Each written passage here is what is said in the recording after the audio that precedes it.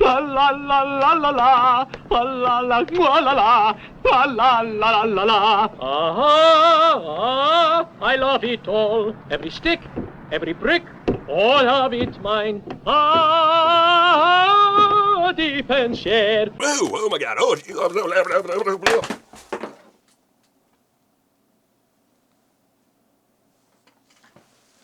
All right, Psychic Killer. Who could have seen that one coming, right? Hey-o! You certainly gave us quite a scare. So Psychic Killer, a film by Ray Danton, a noted actor back in the day who decided to become a director, and written by Graydon Clark. The great Graydon Clark, of course, worked with Al Adamson, most notably on Satan's Sadists. What a team. And of course, produced by Marty Rustum.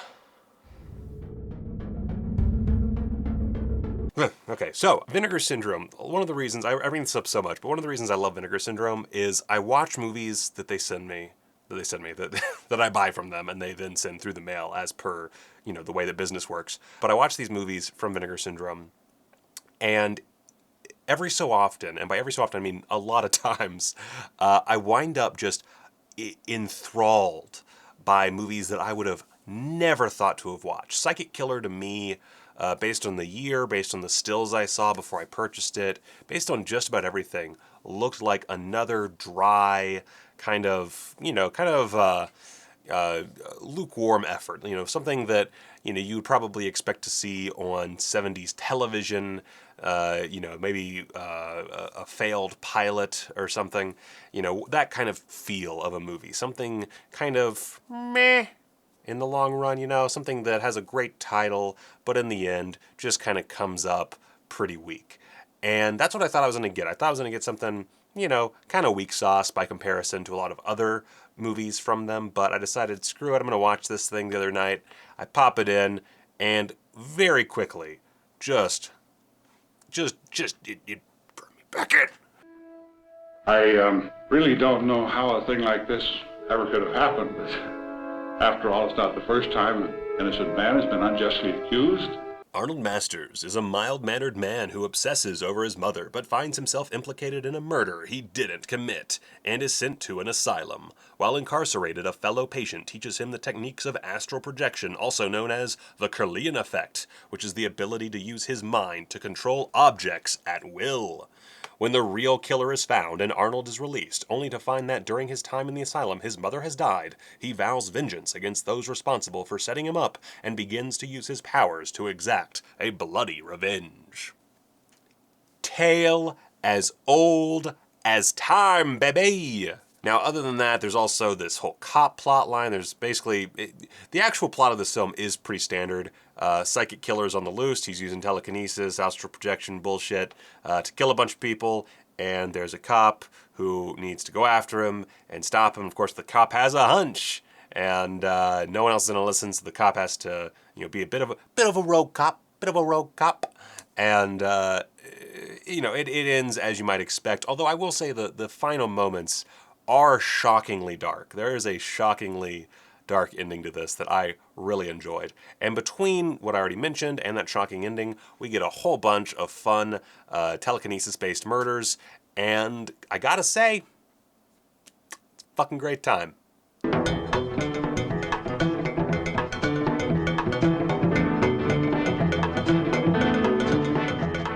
There's some real B-movie notables in this lot as well. The always welcome Graydon Clark, as I mentioned, wrote the script and has a small, memorable role as a police sergeant. Aldo Ray, who of course showed up in such delightful garbage as Evils of the Night and Death Dimension, also shows up as a cop and reunites here with his Green Berets co-star Jim Hutton. Well, kind of. They don't actually ever talk, but, they're in the same movie, so that's something. And give my regards to the kid. Neville Brand was in another Marty Rustum production, Tobe Hooper's Eaten Alive, and Whit Bissell of Creature from the Black Lagoon and Soylent Green fame shows up briefly as a doomed doctor. I know that last one isn't really B-movie cred, but holy shit, was Whit Bissell really that hard up for cash they wound up in a Marty Rustum vehicle? Jesus. Oh, and come to think of it, Julie Adams, who's the female lead here, was also in Creature from the Black Lagoon. She was the star of Creature from the Black Lagoon. man, wow, holy butts, this is a stacked cast. Of course, she was also Ray Danton's wife at the time, so, you know, that one makes more sense. But still, like, this is a really stellar cast of, you know, admittedly talent that was mostly just doing, like, TV stuff at the time, but still, like, a lot of notable actors show up in this film and put in really solid work. Now, in addition to the cast, I also really dig the editing in this film. There's lots of information that's gotten across visually via some really interesting sequences. There's some fun lighting on display, a lot of creative choices that show that, you know, Ray Danton obviously wanted to be director to really show off his creativity. He didn't just want to be a director because that's, you know, hey, if I'm an actor, I could be a director. He actually seems to have had a real tangible talent behind the camera, and it shows here quite a bit. Also, there's a lot of weird bullshit, and I always enjoy weird bullshit, so, you know, positive there. Of course, being a Rustin production, there's also, of course, some needlessly exploitative nudity, bizarre stylistic choices, and charming production errors. You know, little issues like Arnold's obviously breathing during this autopsy, there's an obvious dummy during the suicide jump, the insane amount of cobwebs in our boy's house when he returns from prison is kind of laughable. What's the deal with this nurse? I want a nurse like her. How is Arnold able to do all this shit if he's just using astral projection? It doesn't really make a whole lot of sense. But fuck it, whatever. It's a Marty Rustin production. Graydon Clark wrote it. It's fucking fun. I should note, by the way, this movie's fucking PG. And, like, there's nudity, there is some intense gore. Like, I was shocked by some of the gore in this movie. I was not expecting it. And it gets pretty bloody and pretty mean. And PG, the 70s. What are you gonna do? The connection between Arnold and some of his victims is also a bit tenuous and challenging to grasp. Unfortunately, this is a downside of the aforementioned editing, which gives us short insights into the victims while sometimes very poorly defining their significance in Arnold's plight. That's my one big gripe. I'd like to better understand on first viewing the sins of these various victims. It's never a huge leap, but there are times I was briefly kinda baffled. Well, what did he say? Nothing. He bought 3 lamb chops for his cat, commented on how high the price of meat was going, said thank you very much, and left. Highly significant. What do you mean? That he noticed the price of meat has gone up. Very funny.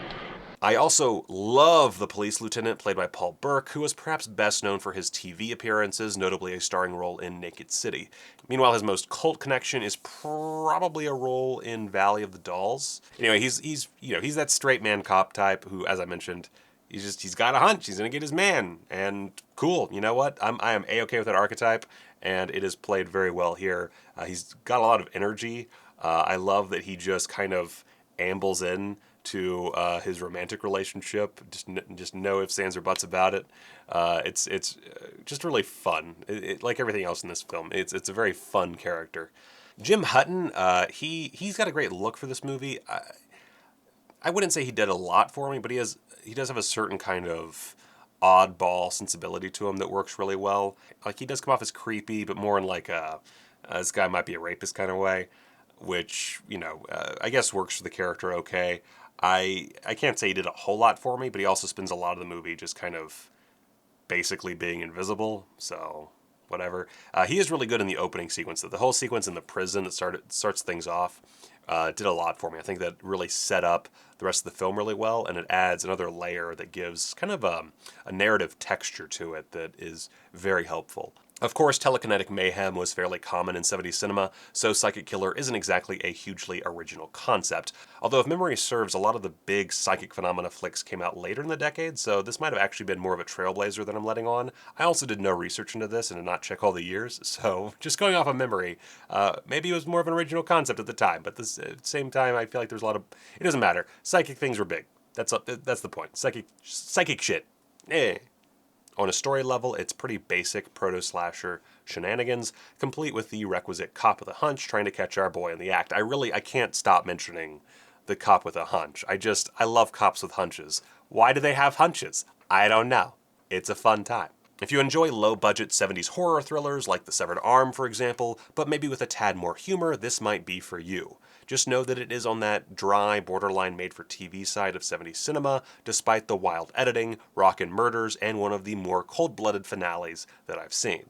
I should note, I feel like that last sentence is a bit too critical. When I say it has that kind of 70s made-for-TV thing, it's really just the look of the film. It has that sort of just kind of beige thing going on. There's nothing inherently wrong with that. It's just, it always reminds me of 70s TV pilots for some reason. I think it's really just a low-budget 70s look when it comes right down to it. But, you know, I think that people like me are spoiled by, like, the super exploitative kind of regional horror of the 70s. And so when you actually get, like, a Hollywood low-budget, like, $200,000 film, it's a bit of a shock to see just how kind of held back the cinematography is. That being said, it's still a very good-looking film. There's a lot of great shots. I love the use of shadow, for example, in one scene. And there's some really wild stuff. The stuff with the nurse specifically is really weird. So there's nothing bad about how it looks and feels. It's just, some people don't like it, so I thought I'd mention it. Anyway, let's talk about the extras. So first off, we got this sweet slipcover. Yeah, right there. Cool, cool, cool. Pooping it out, poop, pop. So right here we have one version of the insert, and actually I love the other version of the insert, so I'm just going to go ahead and flip that. Been waiting to flip it just for this review. I love this thing. It's so colorful. Oh my god, look at that. That is so fun. Oh my goodness. So fun. Anyway, this is scanned and restored in 2K from 35mm original camera negative. It looks great. It looks like a really solid film. It does have some moments where it's obvious it has not been kept in the best condition, but a lot of that's like dark scenes where, those kind of defects are going to show up more. Overall, it looks perfectly fine. For the extras, we have an interview with Graydon Clark that is 13 minutes and 32 seconds. He talks about his start, working with Al Adamson, being approached by Rustum, and his approach to the script. It's a great interview. It's really fun. Graydon Clark is a very charming personality. I love listening to him talk, so that one's great. The Aura of Horror is an interview with Marty Rustum. That one's 8 minutes. He talks about the production, most notably. He points out his bewilderment at the film receiving a PG rating, which, hard agree, Marty, hard agree. And then the Danton Force is 9 minutes. That one's named after the Curlean Force, which is the original title for the film before they renamed it to really cash in on that psychic phenomenon in the 70s. And it's an interview with the sons of director Ray Danton, the first AD Ronald G. Smith, and Julie Adams. So pretty solid couple of interviews there. We also get TV spots, theatrical trailer, that kind of thing. So yeah, Psychic Killer. I don't really have much else to say. It is a very simple film. It's not terribly complicated. And I wouldn't say it's necessarily a must-own. It's not one of those movies you need to fucking get right now. But it is, I think, a really solid addition to anyone's collection. I had enough fun that I'll definitely revisit it at some point. It's definitely very rewatchable. So I think, if you are not terribly discerning in your choices from Vinegar Syndrome, if you'll just take anything that sounds good, fucking pick it up. I highly recommend it in that regard. During Black Friday, if you have a few extra bucks to spare, throw it in the cart. It has a great slipcover. As you can see, this is just a really solid slipcover that I definitely don't need to re-glue at some point. And of course, the insert is also really dope. So really, if you don't even want to buy the slipcover, the insert by itself is really solid. So from just an aesthetic standpoint, from a film standpoint, no reason not to buy it. Check that out this Black Friday. And yeah, that's about it. I don't have anything else to say about Psychic Killer. Yeah, follow me on the Patreon, follow me on the Twitters, the Fossbooks, all that jazz. Check out my merch store down below. All the links you need are in the doobly-doo. And yeah, until next time, go watch a movie.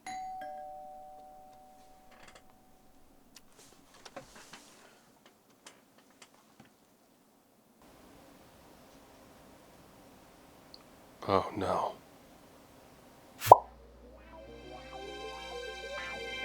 Oh.